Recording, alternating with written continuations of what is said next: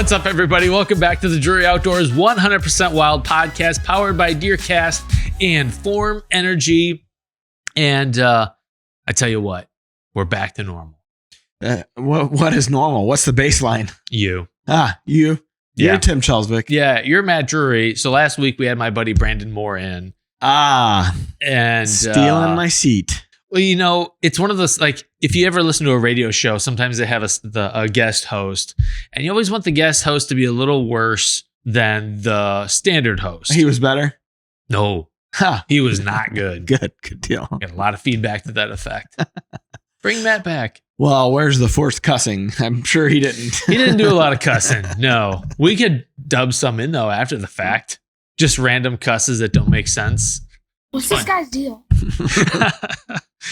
Yeah, man. Well, so you were out enjoying some time off, huh? Yeah. Spent a week at the lake with the family. Last kind of vacation for the summer, and it's kind of our tradition is go down there for a week and towards, like after sports are done and before sports start back up, and there's a little breath before. There's a small window, and so we usually go down there for the week. So it was great, and we checked off all the boxes. So I'm glad to be back. I was working, every morning I'd work from there, even though I was off, just so I could be caught up when I got back, and I was still slammed. So it's one of those things. I think we're both at a point in life where you're integral enough in so many different things that you are missed when you are gone. And the more time off you take, the more hell there is to pay. Yeah. For coming back. It's like, better. So you try to do what you can, squeeze in this, that, and other while you're out. So anyways, but it was all good, and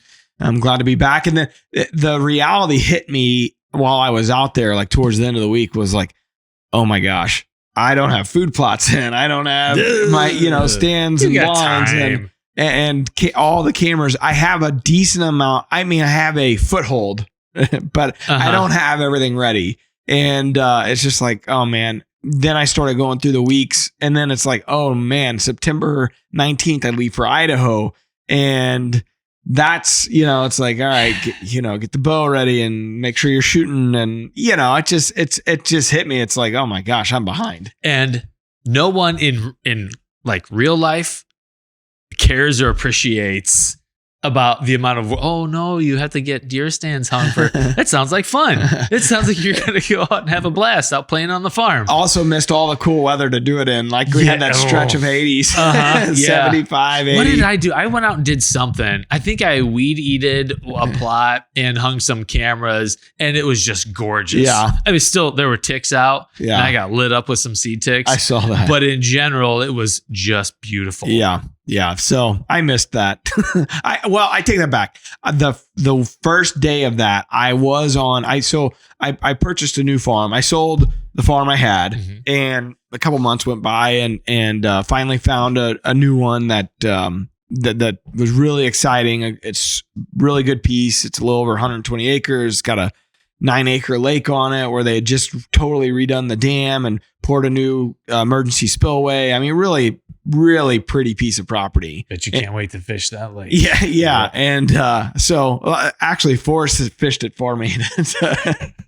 Sorry, Sydney. What do you do yourself?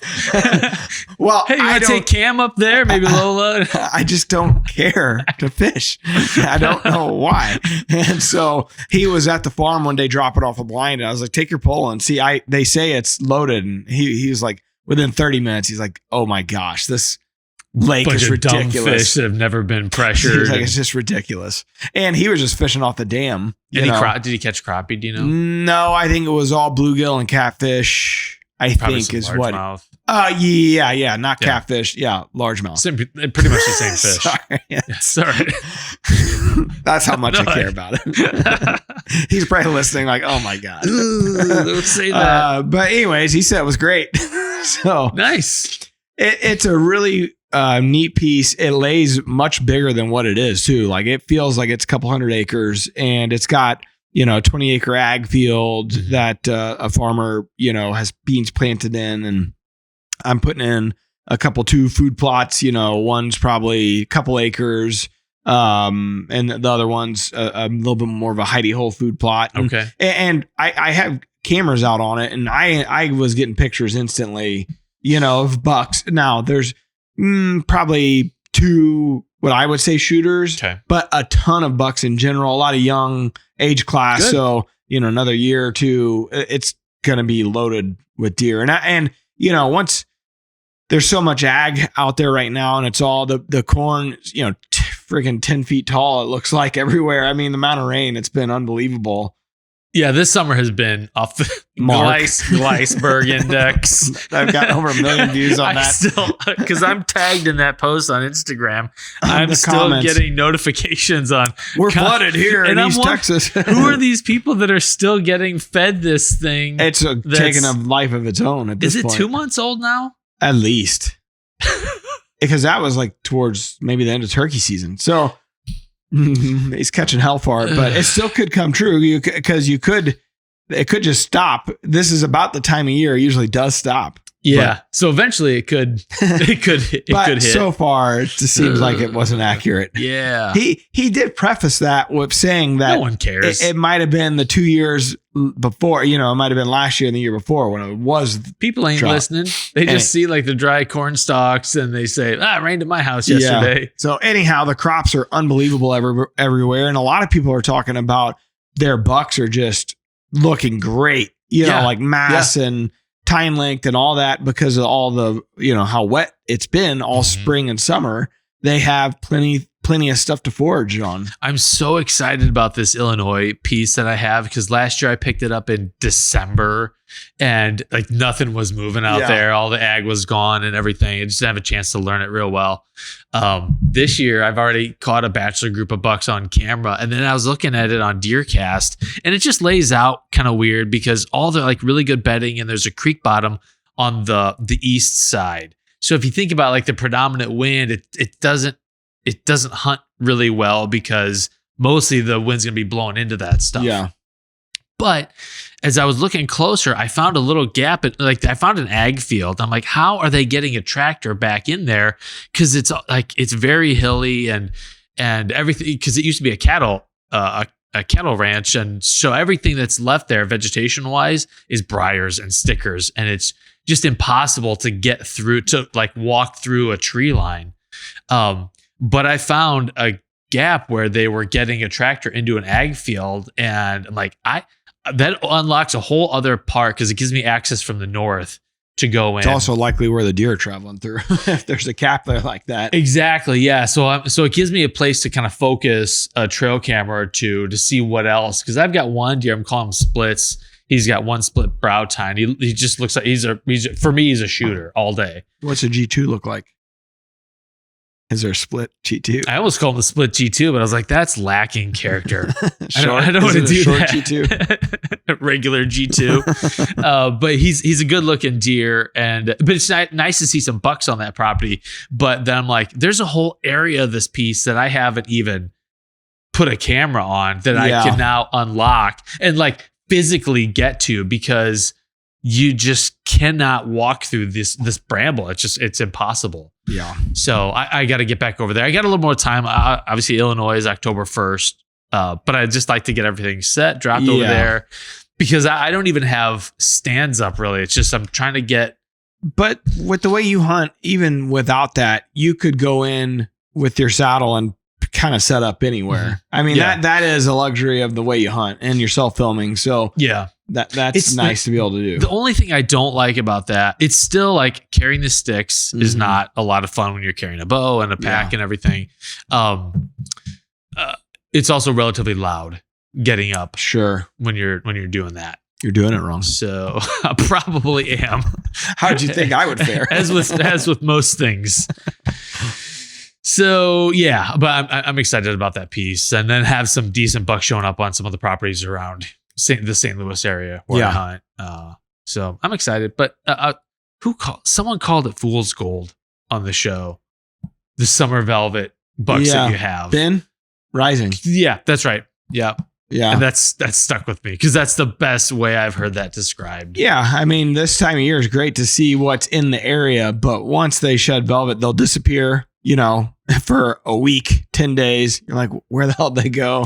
They break up. And then all of a sudden what you have left is what you have for a good month or two, typically, till they start moving around a little bit more the end of October into early November. So you'll know by the beginning of September 10th, then you'll know really what you got is what I feel like. That's what happens to me usually on my farms. Yeah, same. So I don't worry about, because I don't have a ton of bucks on camera. There's just not a whole lot of movement, and they just also don't move a whole lot this time of year. Yeah. So. I have a camera set. I have a lease that I've had a couple years now. Scott killed a good deer off of it a few years ago. And hold on. Scott! And Scotty. I had cameras set up from turkey season, and I haven't been back there since then. And I've got lucky that one of them where I set it up, it's actually under a stand that I have on a field edge. And the farmer planted corn there this year, and they're traveling that edge like crazy. And so I'm getting everything, that I would that's probably on that farm just by a little bit of happenstance. And you hear about that a lot is when there's like if you can't put feed out, which now most of the counties in Missouri you can't, right? And obviously Illinois you can't. Like that's pretty typical. Anyways, you find little travel corridors like that, and corn provides a really easy one if you could figure out kind of what they're gonna take that path of least resistance a lot of times. So I got one up on that, and I'm catching a couple good bucks. And then there's a new piece that Aaron and we lost the big lease we had last year. It sold, and it just so happens we found another piece through a former landowner that we used to lease with. So got lucky.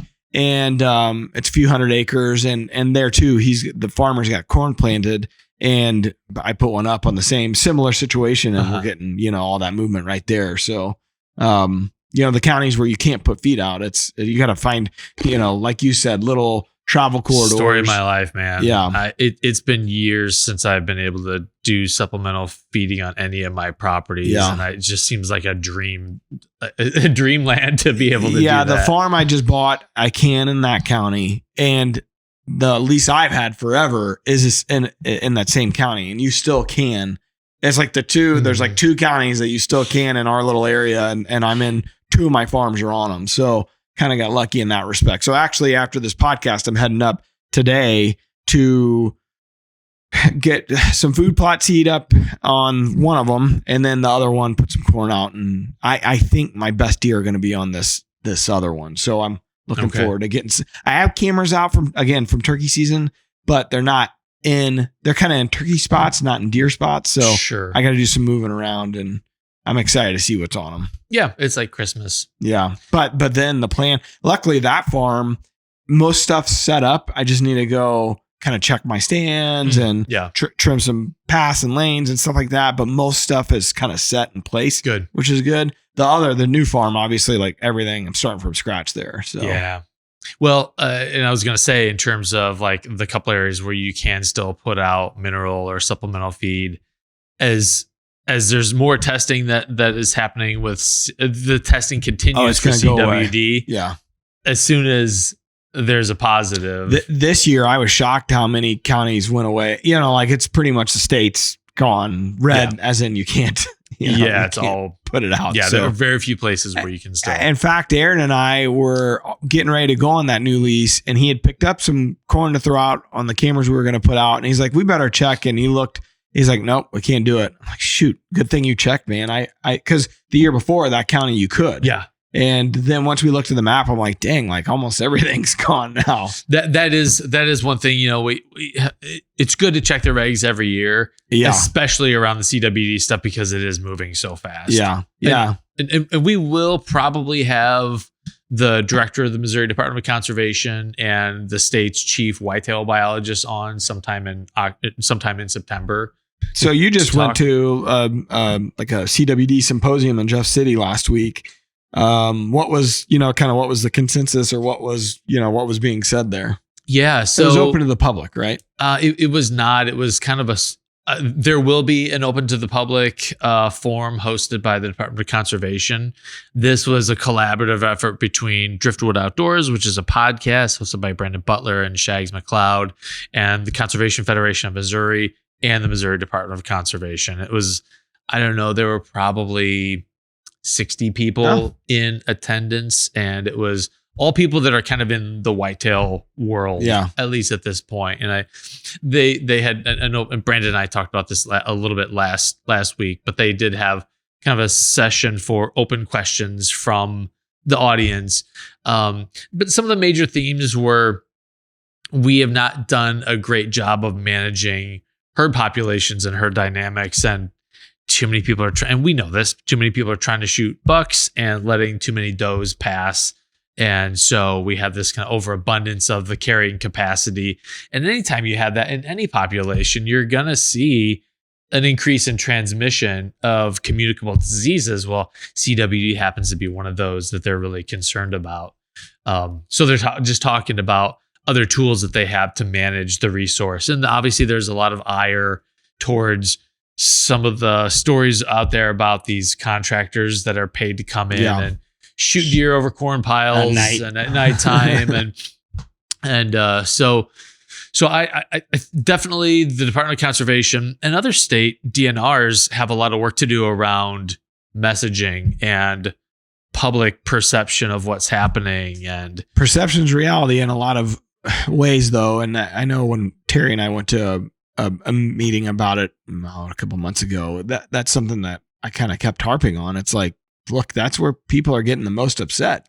Is about the way that, especially in the off season from January 15th to March 15th or whatever that special kind of season is, like that's upsetting a lot of people. And they said they understood it, but the reality is like, that's when they're becoming most effective in culling the herd in the areas that they need to cull them. So I mean, I don't know that that's going to change. Jason or somebody there at the department would have to speak on that. But didn't seem like, my gut instinct was like, that's not something that's going to necessarily change.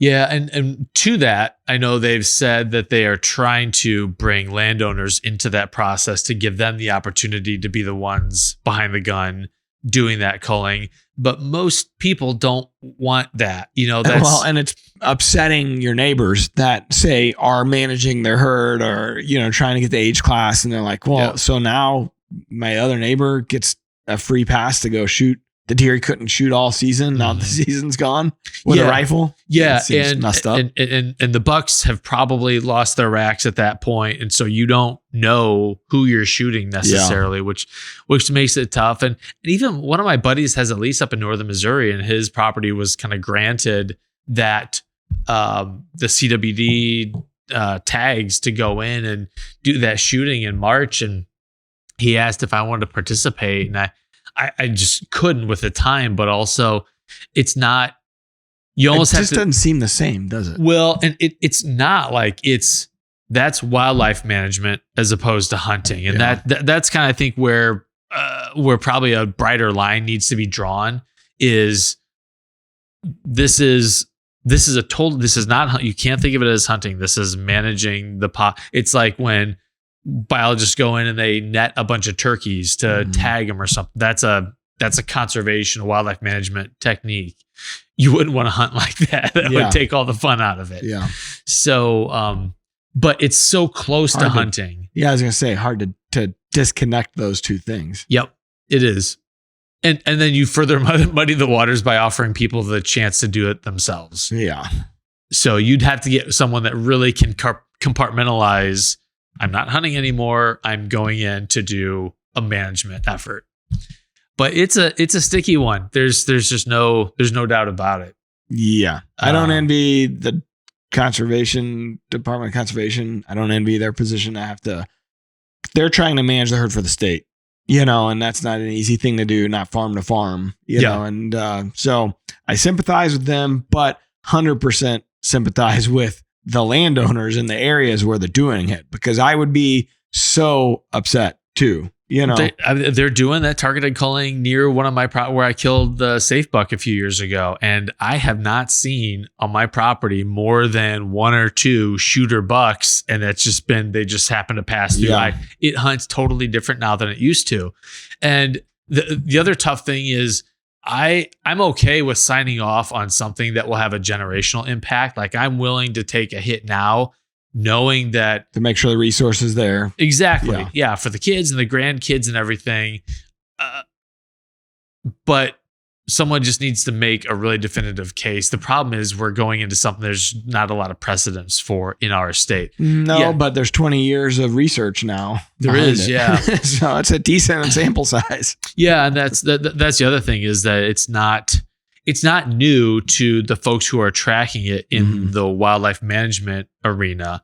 And these trend lines continue to move up, but Missouri is actually doing a pretty good job of suppressing them relative to other states that have relaxed some of their CWD regulations. They say Arkansas is a disaster and has been for a while. It's really bad. Yeah. Yeah. And they also talked about kind of the herd's ability to bounce back. And Jason Sumner, the director of the Department of Conservation, was like, the things we're doing now, we could stop doing them and the population would bounce back. Like if we decide like, hey, maybe this isn't working out, it'll bounce back. But if you just let this thing go unchecked, the ability for our herd, it's not like an Iowa herd where there's a lot of great agriculture and stuff for them. A lot of parts of the state, it would take a long time to get that herd back if it's decimated by Southwest. Where it's hard scrabble living for those bucks.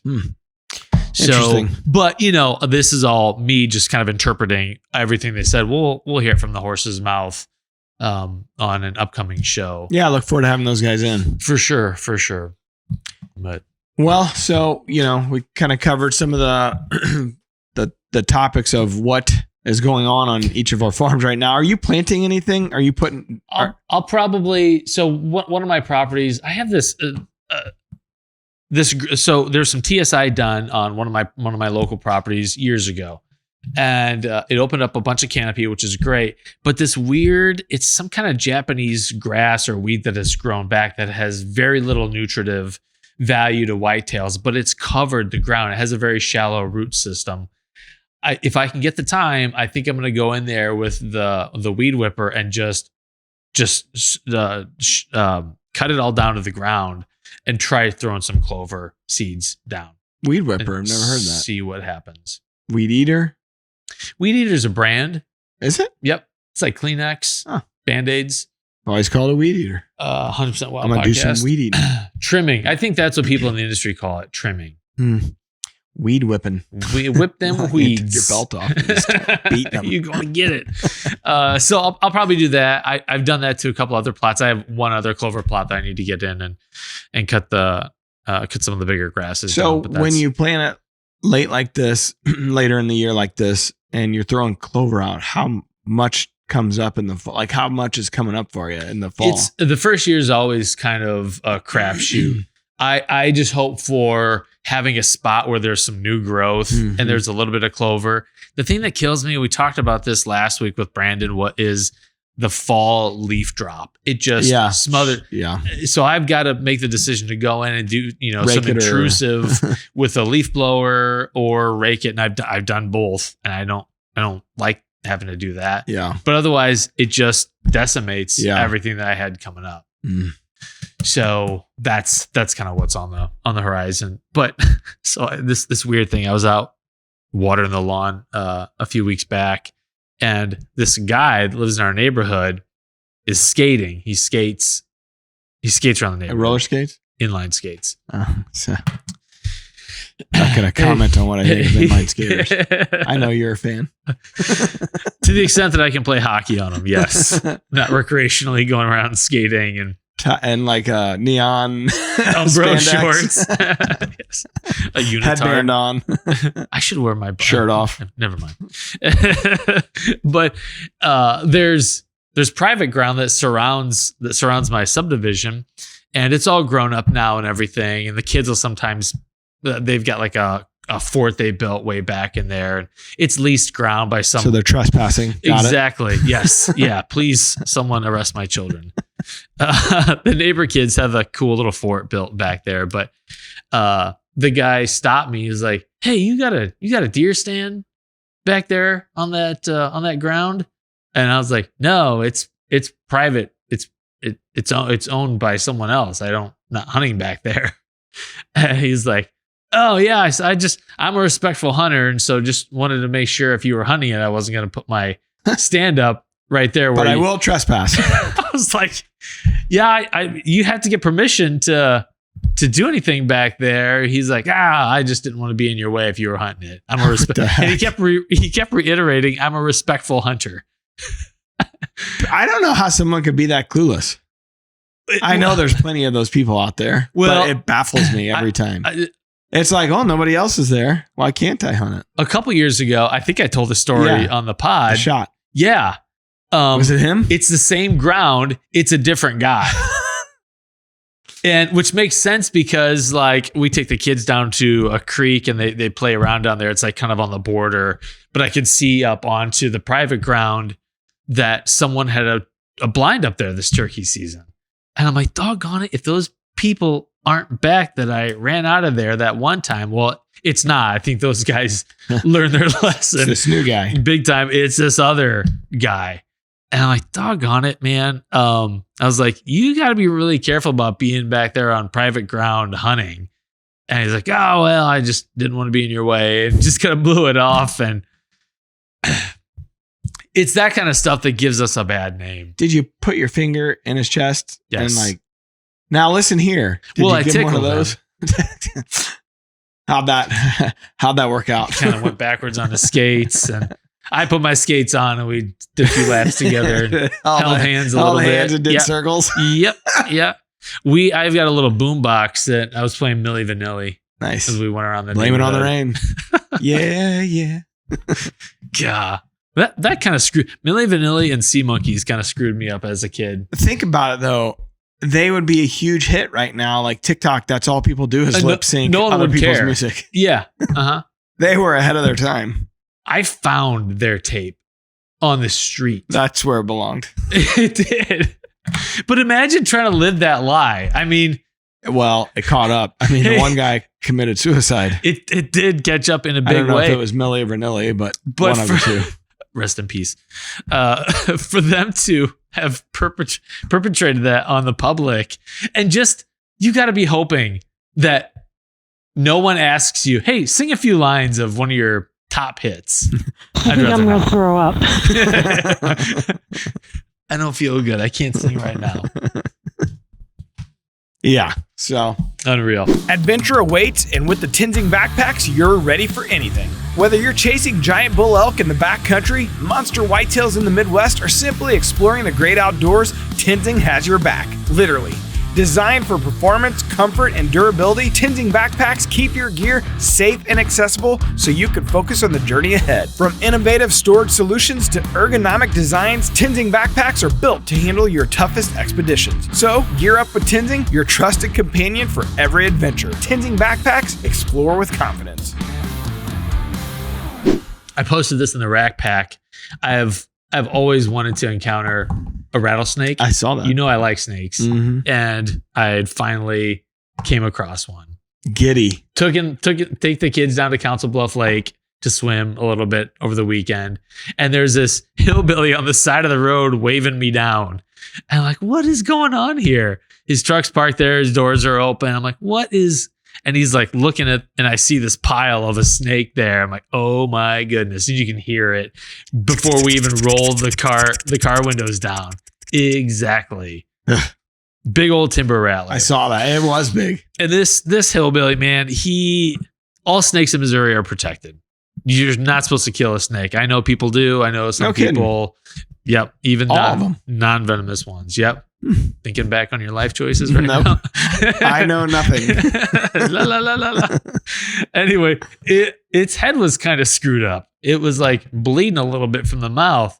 And he was like, I had to whack it on the head a couple times. It was trying to strike at me. I was trying to get it off the road. I really think he was in the process of trying to, and I had to remind him, I was like, hey, snakes are protected. You can't. This guy's got a. I bet that guy's like, go away. I'm sorry I waved you down. I'm trying to kill something here. Please, sir. It posed no danger to him. He was in his truck, but he decided. How many rattles did it have on it? I don't know. Did you get close enough to count? He was trying to count. I was trying to shoot like a video of it, and he's like 2, 3, 4, and it's the whole time like that. I was stoked though. I was so happy to. You're such a weird guy. Because I like wildlife. Yeah. Snakes specifically. 100% wild. What can I say?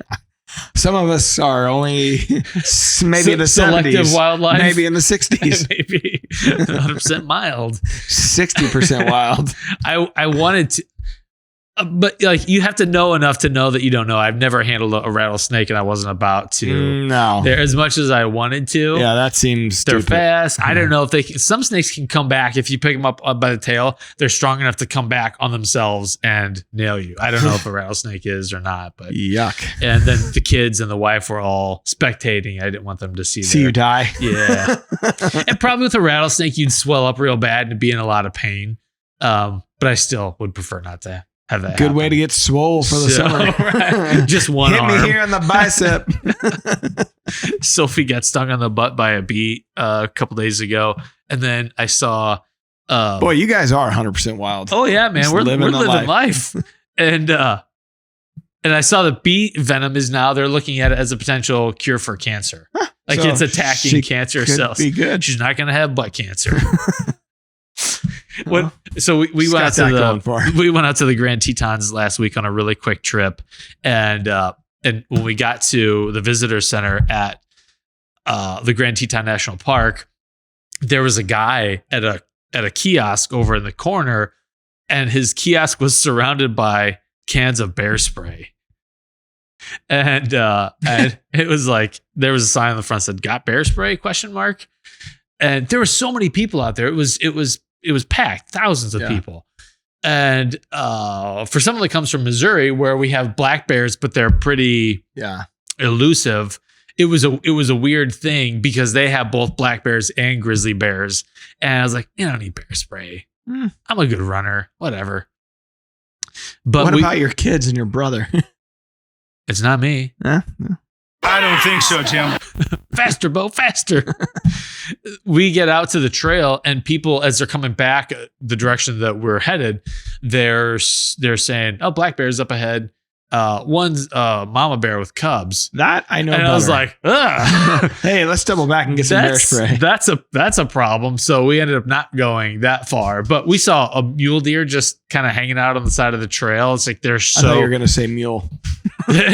Wow, we got on top. We saw a donkey. We saw someone with a black lab. It was neat. But it was amazing how many people we saw out there. But just the scale, like I've never gone west and hunted elk.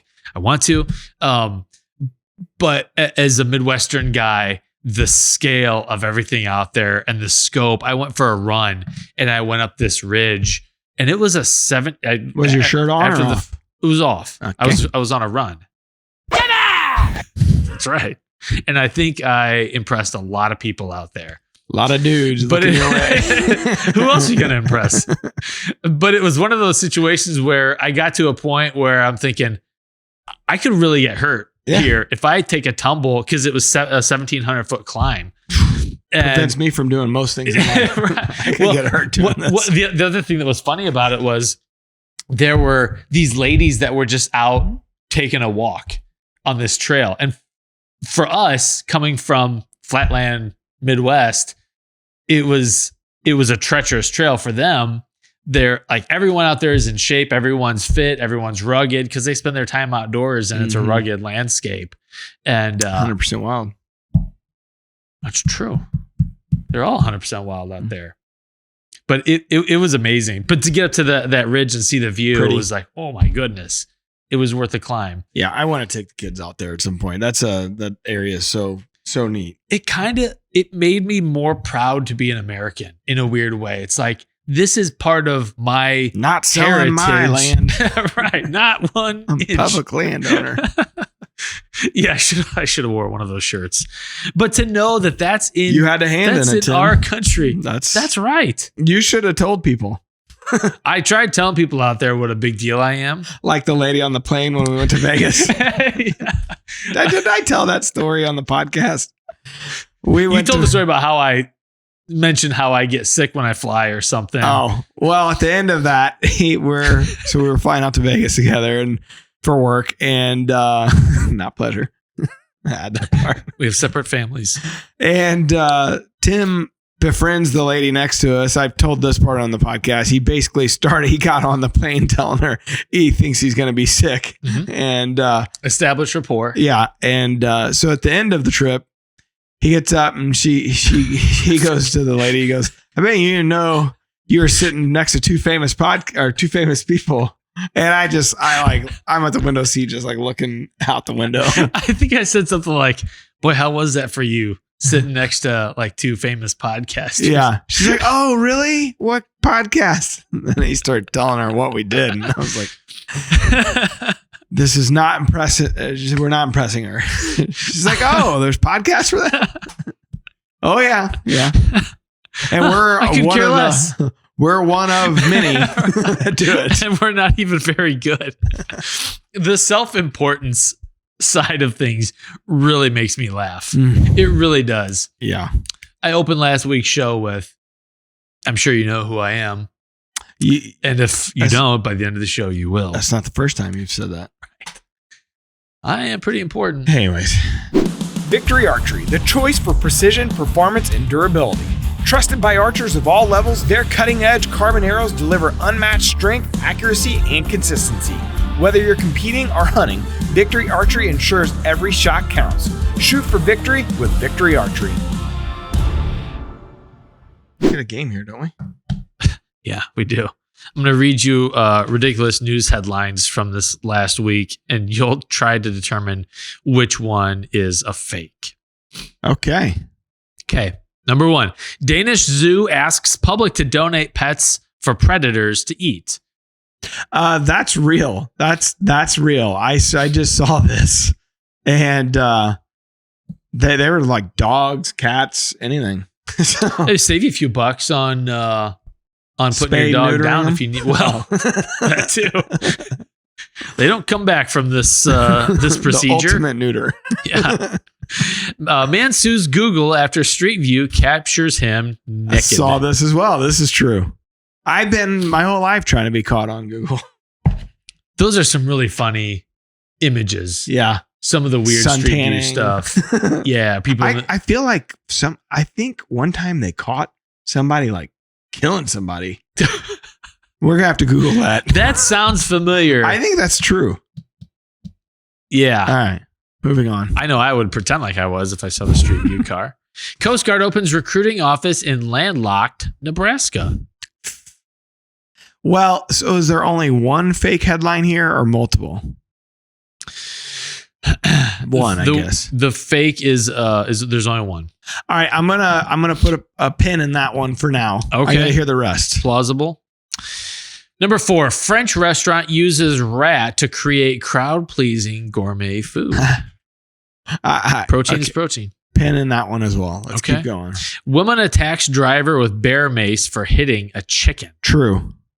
Who wouldn't? Okay. Man uses a baby to buy 15 Big Macs.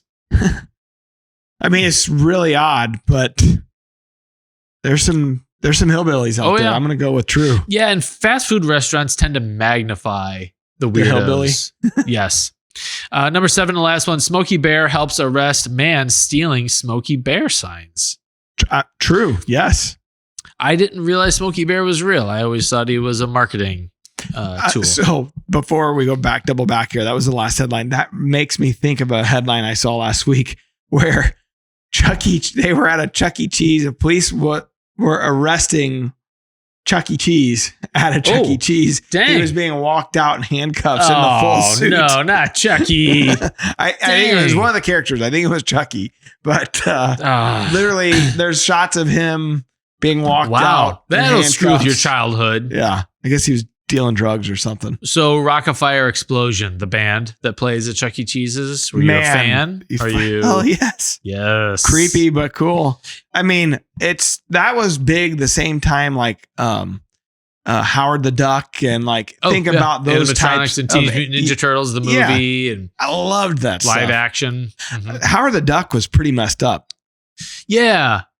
Like go watch that now. You're like, this is creepy. Plus that rapey principal from Ferris Bueller's Day Off. Oh, he's in it. Yeah. And he's real creepy in Howard the Duck. Well, an even deeper cut, the Garbage Pail Kids movie. Creepy. Holy I heck. couldn't watch that one. It's like Children of the Corn. Well, that was... Or People Under the Stairs. That was a weird theme. movie. In the 80s, they would take these intellectual properties that kids liked, like He-Man, and make a movie out of them that were so dark and different from the canon of the actual content. But kids were watching. It was like, well, I'm going because it's He-Man, but this isn't, or I'm going because it's Garbage Pail Kids, but He-Man was crazy. Yeah. Like Skeletor and that castle. And I feel like there was a lot of half-naked chicks in it, which was nice. I have to rewatch it just to verify. It's like a B movie, the B movie with Jerry Seinfeld. Right. The one line that I remember from He-Man, even as a kid, is I think they're hiding out and they're like near a KFC parking lot, surveilling someone, and they're eating the fried chicken. They're like, they animals off the bone? How barbaric. Brilliant writing. Brilliant. Yeah. All of it. All of the 80s. So the fake one, to get back to our task at hand. I think the fake one is French restaurant uses rat to create crowd-pleasing gourmet food. French do a lot of crazy things, but this is a fake headline. So you are correct. Ding, ding. If I had the applause still on the soundboard, I'd thank you, Tim. Did you see what they had to do in the Seine River to like make it swimmable? For the Olympics last year? Yeah. There's too much poop in it. And that's crazy. And even then, it still wasn't really that safe for the Olympic swimmers to be swimming in it. God, what have you done if you've gotten to that point? Well, the city's so old, all the sewage is just running straight into that's what's going on. Infrastructure. Yeah. We should have your dad on to talk about that. He talks sewage plants. Pick apart the French sewage problems. He would tell you like last summer we went for their 50th wedding anniversary. We went on a cruise, like a European cruise. The family did. And we stopped in Marseille, France. And it was the dirtiest. Now, there were a lot of topless chicks there. Okay. Which was a nice addition to it, but it was pretty disgusting you just otherwise. Eyes it was straightforward? Dirty. Oh, yeah, I wouldn't look. Okay. Terry. He can put aside the armpit hair. Appreciate it for what it was. But it was dirty. It was like gross dirty. Yeah. We're like, all right, let's check France off the list. Filthy country. Filthy. There is something to be said about a maintenance ethic. And some places don't have a maintenance ethic. Now, like Italy, awesome. Go back in a heartbeat. France, pass. Sorry to the French. Good to know. Okay. Right. Well, I killed that game. Yeah. Speaking of games, before we leave, some of you may have picked up, if you're watching the podcast on YouTube or Deercast, we have a big Buck Hunter Pro brought to you by Mossy Oak. It's in Bottomland, folks, and it's awesome. I played a little bit yesterday, Tim, before you leave, if you got time. I know you're a busy man. Oh, yeah. We should go head to head and do a battle. Let's do this thing is awesome. And it's honestly, it's better than the arcade version. Sweet. And it's like miniature. So they're selling them. I think they sell them at like Walmart. No. They had a partnership with Mossy Oak and Big Buck Hunter Pro. And they sent us one to put on the pod. I don't have any quarters with me. I got it jerry rigged where we can play it for free. Whoa. Yeah. But there is a slot for quarters. Hey. Don't say slot. Okay. And as a guy that just spent a week at the lake and I had to go to the arcade one day, like you could blow through some money at the arcade now. Yeah, and everything's like $5 to play. Oh my God. Lola, it was so funny watching her go through it.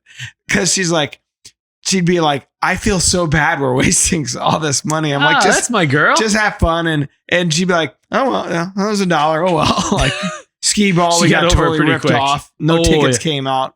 We spent probably $40 in quarters, and we got I think Chinese like finger trap. 5 Laffy Taffies. Yep. That Cameron, as soon as he bit into, he lost a tooth. Oh, no. I swear to you. He's like, I think I lost a tooth. He pulled it out, and sure enough, The Laffy Taffy is as old as you, son. Yeah, that's it's been right. in that counter for a lot of years. Yeah. I think we got a couple Tootsie Rolls and a sucker. Bo $40 well spent. Bo obsesses over his choices. Like, do I get the parachute G.I. Joe guy? Do I get the lobster comb? What do I get here? It's all junk. It'll all be forgotten by the end of the day. Guess what? I'm going to throw it away as soon as you look away. Right. And you won't miss it. Yeah. So, all right. Well, I think we're gonna put a pin in this show. Oh, new Rack Pack members. Yeah, we real got quick. Cody Martin, Connor Lane, and Austin Hahn. If you want to join the Rack Pack, it's a private. It's a private Facebook group. All you got to do is type in 100% Wild Rack Pack. Yep. Answer a couple questions, and you're in. And once the hunting season rolls around, the shenanigans begin. Girl. And actually, a lot of helpful tips. Mm-hmm. Not just a tip, a lot of helpful tips. Oh, and a lot of shenanigans. So join it, and we'll see you over there. Heck yeah. In the meantime, Tim, I think we're going to let these folks go. We're going to go play Big Buck Hunter. See ya. Till next time, peace out. DeerCast movement prediction and mapping tools combined with our exclusive virtual rain gauges gets you ahead of your game. We're adding new videos every week, so make sure to click that subscribe button and check out all of our amazing content. This episode of DoD TV is brought to you by DeerCast Maps, waypoints, weather, virtual rain gauges, and more. Every tool you need to get ahead of your game.